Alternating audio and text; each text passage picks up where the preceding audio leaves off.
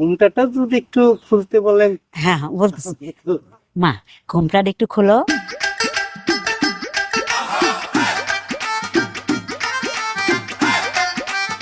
মাশাআল্লাহ, মাশাআল্লাহ। মাশাআল্লাহ মাশাআল্লাহ মাশাআল্লাহ মাশাআল্লাহ মাশাআল্লাহ। ভাই আসসালামু আলাইকুম। ওয়ালাইকুম আসসালাম। আপনাদের পরিচয়?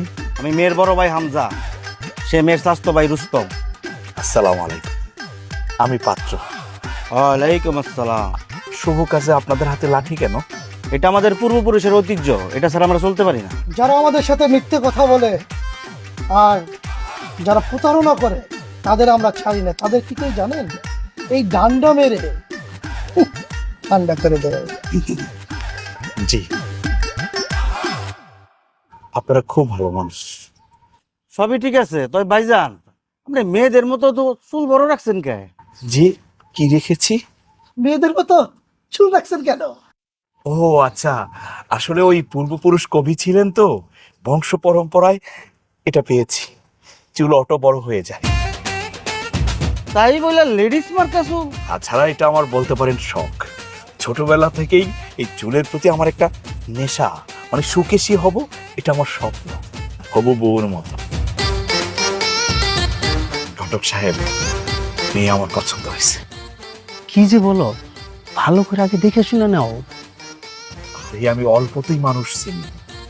মেয়ের চুল সুন্দর, অনেক বড় চুল, সুকেশী, বাস আমার পছন্দ হয়ে গেছে।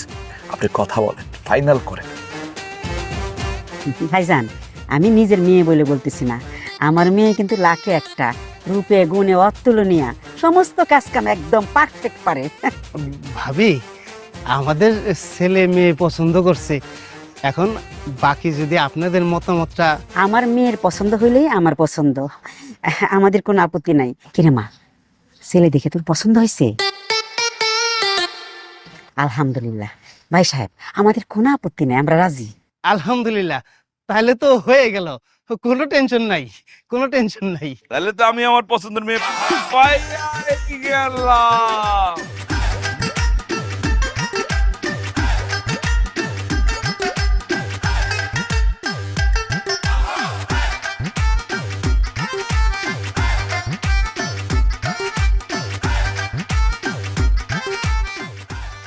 এই ধর, এই মিথ্যাবাদীদেরকে উচিত শিক্ষা দে, মার মার ওদের, মার ওদেরকে, মার।